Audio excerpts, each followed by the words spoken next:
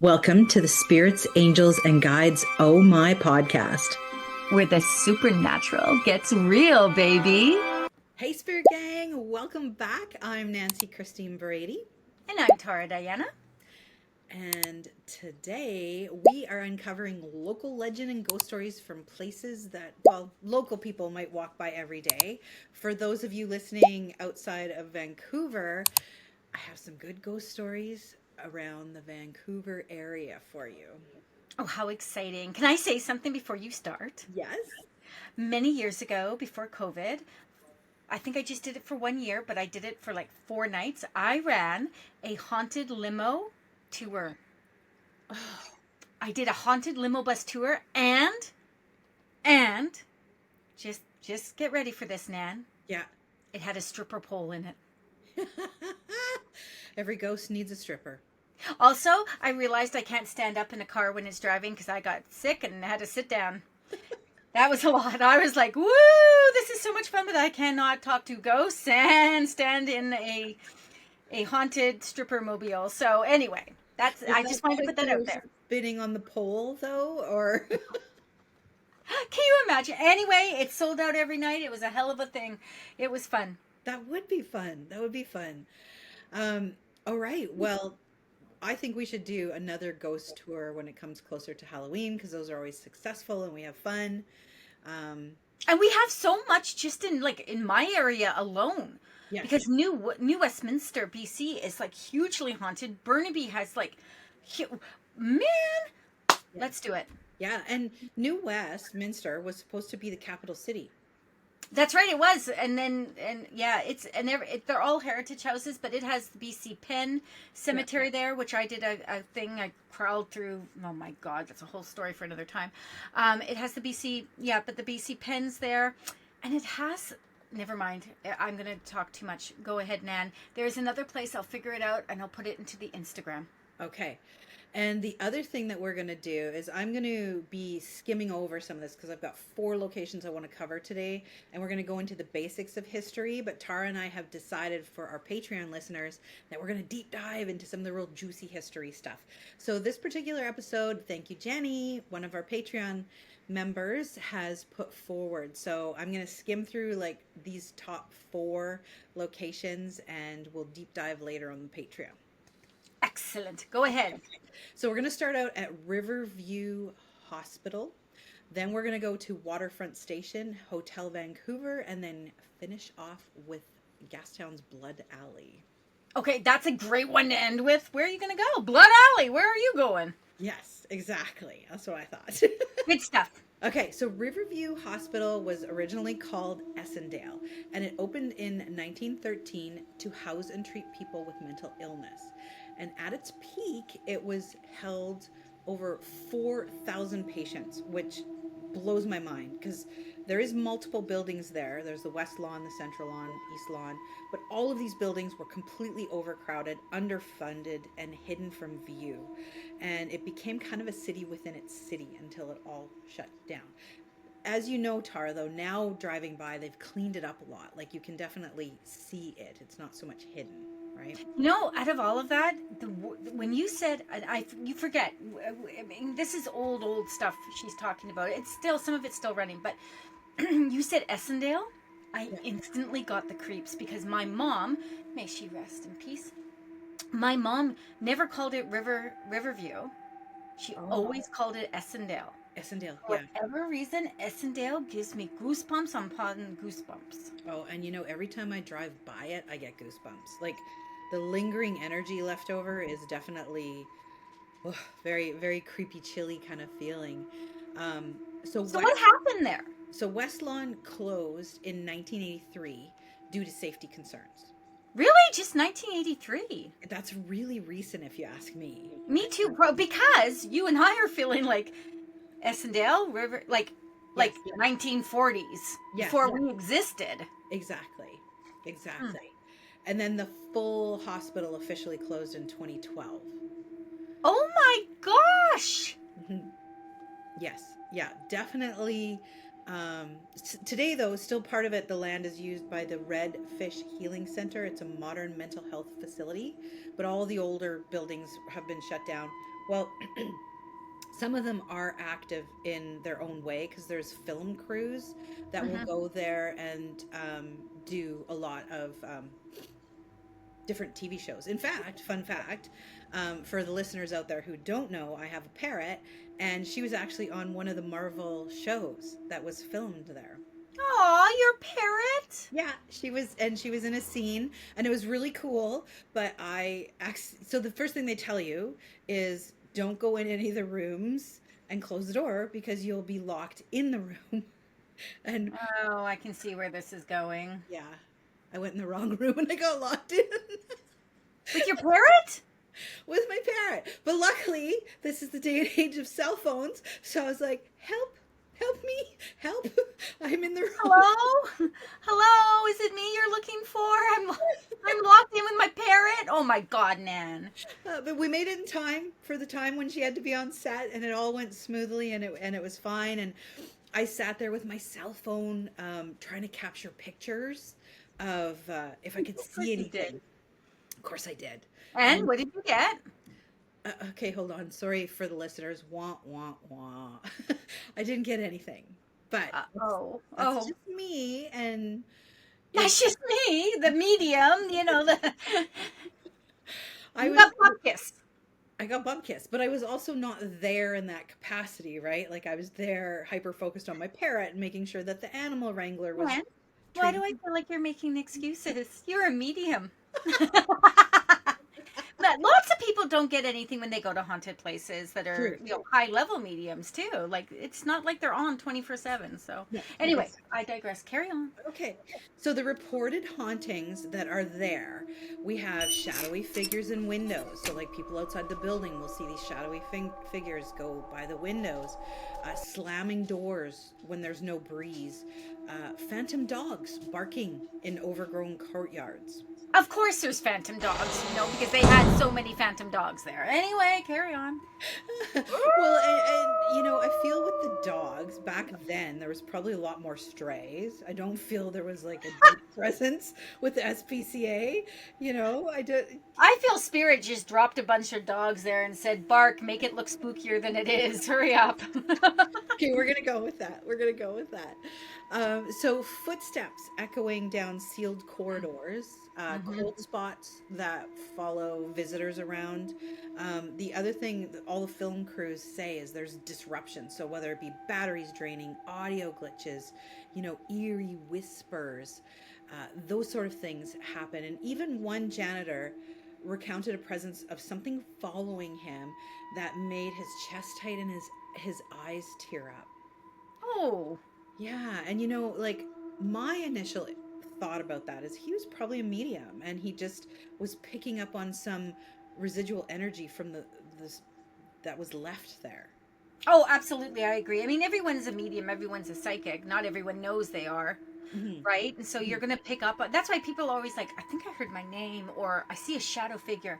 Like those things happen and people write it off. But I mean, in the end, you really just, you're not aware. And sometimes, in my personal opinion, like if something creeps up on us and we're like, oh, I don't know what that is, you become fearful. Because what do we do as humans when we don't understand Right. something? We become fearful. Go into the left brain rather than Yep. reactive mode, right? Now, the one consensus I could find is that most paranormal investigators that go in there say the spirits are not malevolent. They're just present. They're just watching.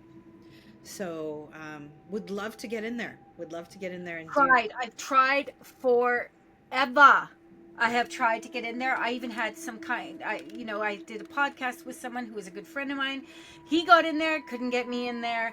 Wow. So I mean, we'll have to find someone else. But I will say before you bring this to a close, that I do have a client. I haven't seen her in a long time, but I do have a client that was a psych nurse there. Oh, wow. And she told lots of stories about the nurses and the doctors and the patients and all the different energies that flowed.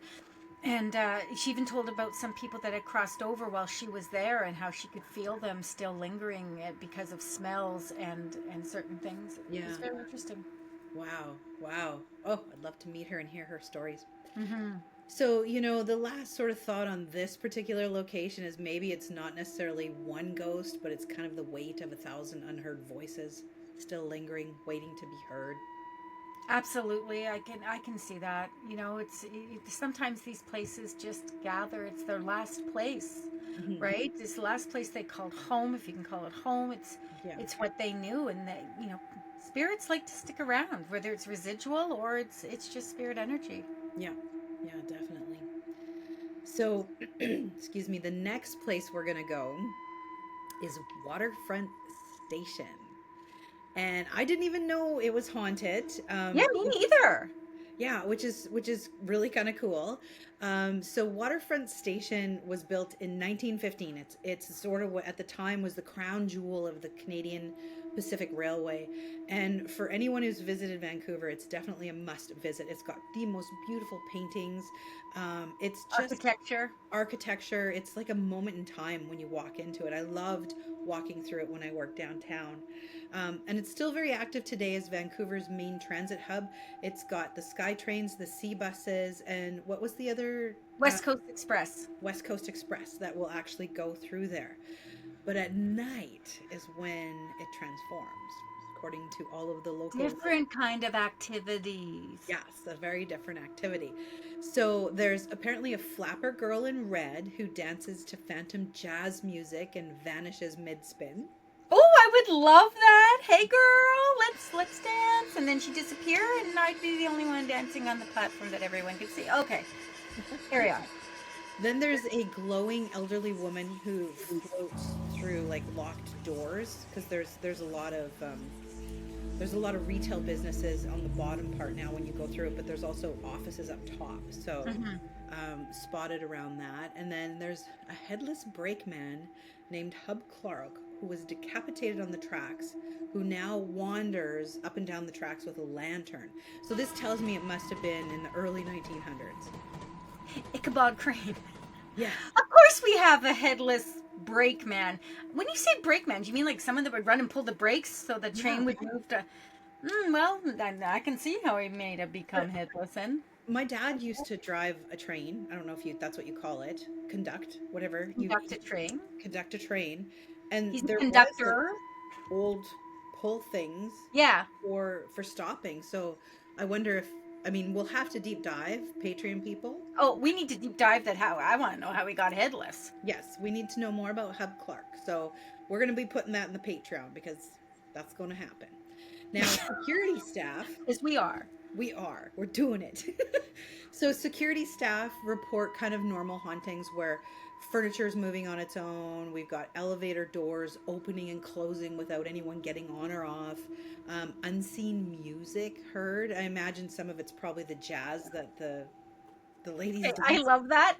Unseen music. Yeah. Unseen music heard. Yeah. I don't know why it does sound funny, doesn't it? It does sound funny because you don't see music, really. But that was funny. But that's spooky too. Isn't it?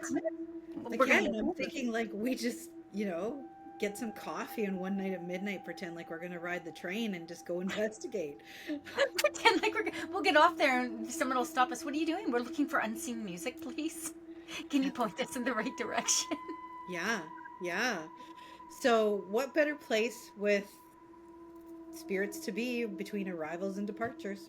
That's kind of cool though. Yeah. Like honestly, and the fact that I actually didn't know that. I mean, not that I know everything about everything, but that's really interesting. That's really interesting. But okay, so as much as I didn't feel in Riverside, I did feel walking through there. Because you feel like you're walking into history. Whenever you would walk through the building, you felt like you were stepping back in time, and it did have a heavier feel to it. And now, keep in mind, there's probably also a lot of energy projected by people traveling the trains who are living in that space. Oh, for sure. You know what's funny? I mean, I'll be straight up and honest with you. I grew up in North Vancouver, so when I was a teenager, for us to go downtown and go to the rock shop and all those things, we would catch the sea bus, which would take us to Waterfront Station, and then we'd get off and we go through the station itself. I have not honestly been there in I'm gonna say 20 years. Oh wow. And we did go down last year. We went to the fireworks, the Honda fireworks thingy, and we were trying to get back to the SkyTrain. Of course, you know how it's super crowded, so we walked all the way back to Waterfront, and it was closed off. We had to go to the station before that. They wouldn't even let us get on at Waterfront, which I know it's open for other things, but they just wouldn't let us get on, so I couldn't even experience it then. Wonder why. Yeah, I don't know. Maybe it might have had something to do with the fireworks, but anyway, interesting stuff. All right. Or So not. it is. Okay, so we're going to move on to the Hotel Vancouver. This one's cool. Oh, Hotel Vancouver is one of the most incredible hotels that we have in Vancouver. It was built in 1939. It's hosted royalty, it's hosted celebrities, and it's hosted one elegant ghost. Yes, it has. And it hosted me. I'm going to pretend I'm a celebrity. I was there.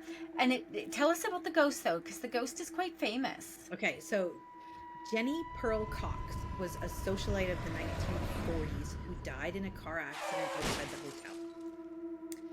And she has still been spotted gliding, which I think is cool, gliding the 14th floor hallway, appearing beside elevators and then vanishing. And guests often report a sudden chill or the scent of her perfume, or just even the weight of someone who can't be seen standing next to you. You know when you feel someone standing? Yeah, the presence. Yeah, and they'll turn around and she's not there.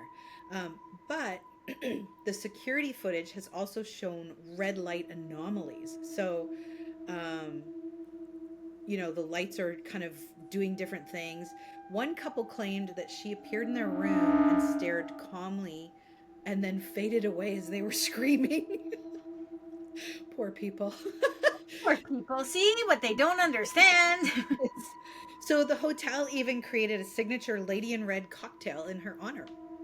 They did. And here's something super cool. So when we stayed there, it was a girlfriend of mine. This was many years ago. When we stayed there, we stayed on the 13th floor.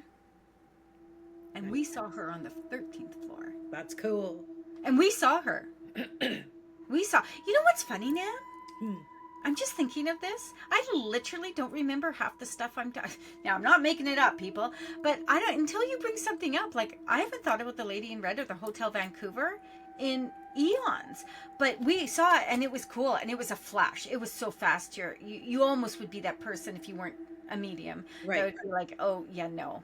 But the lingering smell of perfume, and I'm highly sensitive, as you know. I don't wear a single scent on me, but highly sensitive to. I was like, oh my God, do you smell that? I instantly got a headache, but it also was clarification for me that what I did see, I saw. But 13th I want to floor. back it up to a really cool part of superstition that you just said. For the listeners, Tara stayed on the 13th floor.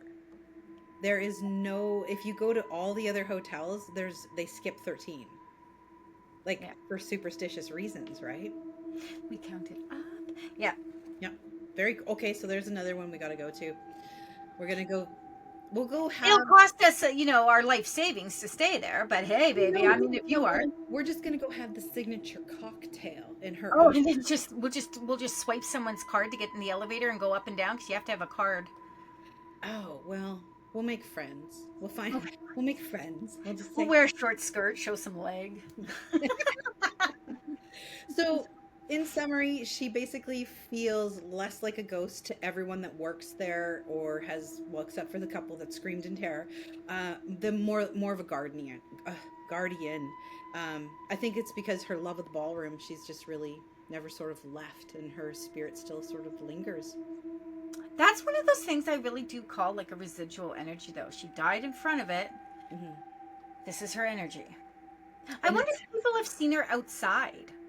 That would be interesting to find out more details on, because a lot of what I'm going over does sound like imprinted energy, other than the moving, right? When we have moving furniture, or we have different things like that where there's actual physical change, a lot of this does sound like that imprint. Yeah, no, you're right. It does. Mm-hmm. So last but not least, we're going to go to Blood Alley. Howley. Try saying that 3 times fast. Blood owly. Howley. It's very howley. It's where the streets still weep. And yes, they cry at night.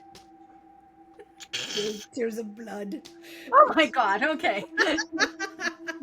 Where were you last night? Blood alley. Big tears. Big tears. You have no idea.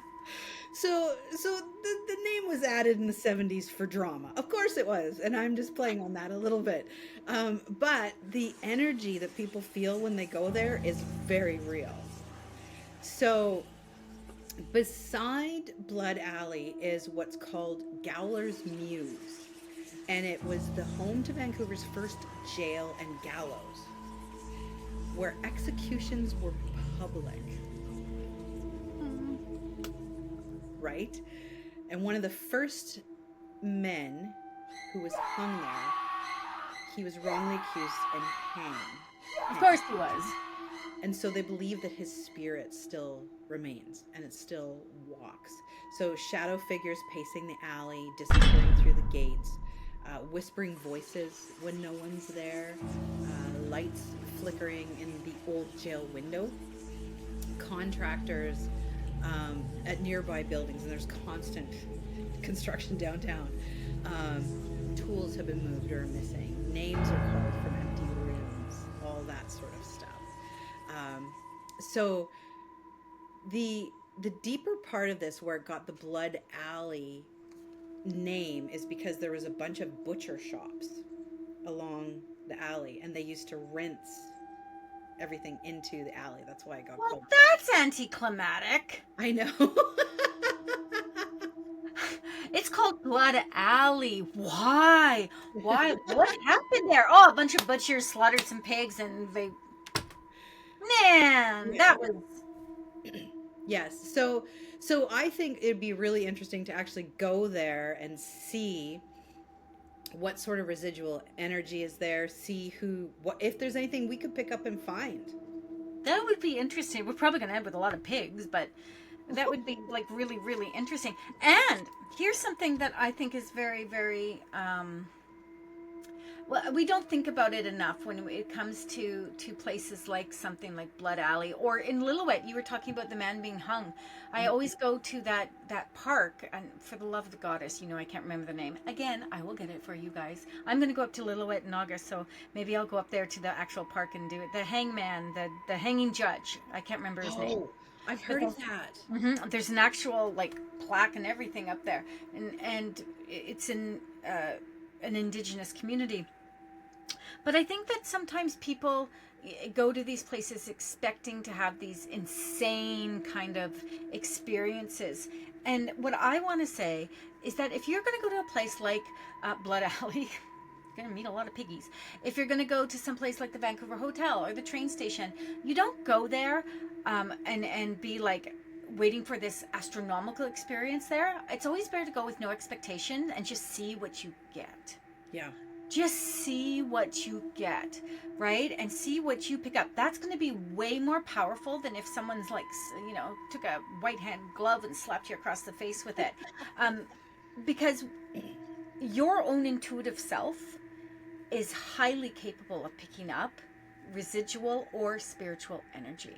Mm-hmm. So even before, if anyone was going to go, I would say do a quick one-on-one on how to ground yourself before you go, how to protect yourself, and how to use your sixth sense. Your I see, I feel, I hear, I know, I smell, I taste. I don't know why you want to taste spirit, people, but anyway, and those 3 things, get that under your belt, because when you go there, then you're heightened already.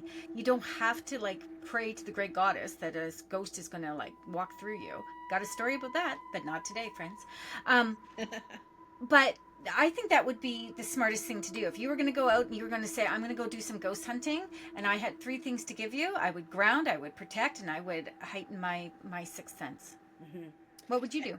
The same thing. I think it's really important for people to approach these locations with respect. And, you know, because there is a lot of dark history that exists in some of these locations, and so Yes. you need to go in grounded, because you're also going into locations where the local community has hyped it up a lot as well. And you and I talked about this in a previous episode, where you know, like the Amityville Horror House, where you go to it, people are like, oh my god, it's haunted, and then they put all this energy into the house of how horrific it is. So there's a lot of living energy that's been projected in these locations. That's a good way to say it. Yeah, and there's a lot of people who have transitioned energy that is in these places. So you have to go in from a place of respect. You have to go in grounded and realistic. Just be really realistic with your expectations of what you're going to see. And guess what? You totally just reminded me. I was going to tell you this. So I went and saw, you're going to be like, why are you telling me this? Just stay with me. I went and saw the new Brad Pitt movie, that Mm, Formula One movie. First okay. of all, can I just say, Brad Pitt is still fine. That man looked so good in that movie. I was like, sir, you are still looking good for like 61 or whatever you are. Not that, anyway, I said what I said. But in the previews before the movie, the new Lauren, what the hell were their names now? The Amityville Horror Warrens, the Oh, Warrens. Ed and Lorraine Warren. That's it, Ed and Lorraine Warren. There's a movie coming out. It looks Really? cheesy as hell, but you best be betting that Nana and I are gonna go there and we will do a movie recap for you, babies. Yes, we will. That'll be awesome. Nan didn't know we were gonna do that. I'm just saying, but we are. Hey, I'm up for anything. But I think we also need to have an episode where we talk about some of our ghost interactions. Like, probably one of my favorite ones, I went to this very, very, very old hotel in Nanaimo. And I had a woman, I watched her walk up and down the hall, and she wasn't very interactive. So I thought she might be residual. Hmm. Of course, it's me. So I accidentally locked myself out of my hotel room, and I was standing there fumbling, looking for the key, and I went, oh, I just need to get let in the room. Click, click, click. The door unlocked. And I Oh, walked in. that is cool. I thought you were gonna say I just need to get laid. I was like, well, here we go. That's cool. Yeah, yeah, it was really cool. So I would love to do a deep dive on that location, and you know, bring in some of your stories, because there's some really, really cool stories. I've done again. I've been around for a while, but I used to do ghost tours of the Port Moody train station. Oh, It's a museum, okay. and one day, Lynn White and I, she's another medium that we work with. Lynn White and I were invited to do a documentary. Oh, cool. And I'm just going to give you the really quick rundown so you guys can be titillated. That's a word. And we're going to we'll do another episode on, like Nan said, this stuff, but it was the first time spirit has walked right through me. So it went through me, through Lynn, through the hostess, through the camera person, and knocked the poor sound guy flat in his ass. I have never felt that in my entire life. That electrical feeling went boom, boom, boom, boom, boom. And I turned around, and Lynn turned around, and everyone else was too shell shocked to even. That is cool. I It was love cool. that. It was cool. Okay, That's where all are I have for today. those are good ones though. I love, Essendale, like I said, that just creeps me out. Just the word itself creeps me out. And for the love of the great goddess, I cannot remember. It was a home, like a residential home in New Westminster, and it was not a good place. It was not. It has a whole memorial garden in New Westminster, and it was one of the places that we went to. But there's a big story there too. So those are things we can talk about, and talk about how as spiritual mediums we can connect and help. I'm not a big person, and again, Nan, you know I like to trigger people, but I'm not a big person about helping spirits find their way to the other side. I believe that they know where they are. They know why they're here. They know how to get back. They come and go as they please. But there's having those moments with some of these guys and these spirits in these heavier places, because they just want to be heard or felt or seen. is so empowering. What they do after that, if they want to stay babies, that's okay. If they want to go, they can go. But on that note, I will find that information out as well. Oh my gosh, why do I feel like we have more homework coming out of this than going into it? I know we've just created a whole bunch of work for ourselves, and that's okay because we love telling you guys the stories, and we love it when you join and you listen and you participate and give us your feedback. We love when you guys engage with us. We do, and this was an episode requested by our Patreon members. So go and check out our Patreon. It is 4 different tiers. It is a great way to connect with us, not only to know more about the podcast, to get podcast episodes early, but to also do some of the work. Become intuitive. You already are. Why not use it? And Nan and I take turns doing different kinds of workshops. We do channeled messages, affirmations. We do all the fun stuff that you're going to want to use in your everyday life. Nan? Absolutely. And we are going to wrap it up with one fun thing that we do for all of our Patreon members. We pull a name and we'll do a quick reading for you. Okay, where's my cards? Do I even need my cards? I don't know, do you? That is the question. I've got them, but half the time I don't use them. Okay, so who are we going to do a reading for? Can I just pull a name that just comes to me out of the whole? Yes, Let's do Emily. Emily. Emily G. Emily G. It is. You Okay. go first, Tara. I'm just gonna go straight up. Of course, I'm just gonna go straight up. So, when I'm connecting to you, Emily, the first thing I get is a beautiful woman. And when she's coming through, please, she does feel like she wouldn't have died as an elder, so 80s, 90s kind of thing. I feel like maybe mid 60s to mid 70s. And when she's coming through, please, this would be a woman that would have been very strong in her way of bringing things together. Family would have been very important to her, please. And I wasn't expecting to do a spirit message like this, so I'm going to make it very quick and ask her why she's coming through for you, please. This feels like a mother energy, possibly grandmother, aunt. I can't give it to you for sure because the way she's dressed makes me feel grandmother, but the feeling feels more mother. Anyway, it's a long story. We'll go down that road another time. What I'm feeling though with this is that she's coming through and she's saying to you, now is the time. Bring to you what you need. It is not about anything other than creating what fills your cup. Now, her words was, let her fill her soul again.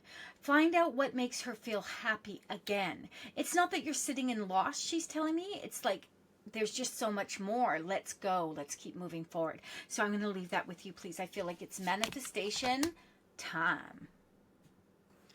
Awesome. All right. So I am pulling a card from the Spirit Animal Oracle deck because it's my go-to deck. And hang tight. Hang tight. Oof, I like this one. Okay. So you got Heron, which is patience. And Heron's coming forward right now. When I tap into the spirit animal for you, it's really about taking time to find the balance in your life, to find where you need to get to that place of renewal, but the patience that it takes to get to that next step. Often we're so concerned about expediting things, getting there as fast as we can, rather than sitting within that perfect moment and being grateful for it. If you've ever seen a heron hunt, I strive to have the patience of a heron. I really, really do. But this is about tapping into that stillness of nature, tapping into the stillness and the patience of this animal and going, you know what? Yes, I'm going to find balance. I know exactly where I'm going, the direction I'm heading, but I don't need to know the outcome. I'm going to enjoy the journey. So I'm going to leave that with you, my dear. Okay, well, that is one of those things that Nan and I love to do for people. So we're going to leave that with you, Emily. On that note, Nan, it is time to showcase where to find us. Where to find you, Nan? I am on all the platforms at Nancy Christine Brady. I'm on all the platforms at Spirit Essence by Tara Diana. Make sure you check out our Patreon at Spirit Angels and Guides, or our IG is Spirits Angels Guides. I always forget. And finally, make sure you give us a thumbs up and subscribe to our podcast. We're doing so well. We just thought this would be fun, and now we have followers and all sorts of things. So this is so much fun. So we will see you next time, babies. Thanks, everyone. Until next time. Bye. Bye. Thanks for joining us on this journey into the wonderfully weird and metaphysical. If you loved what you heard, don't forget to follow us for more insights and behind the scenes fun.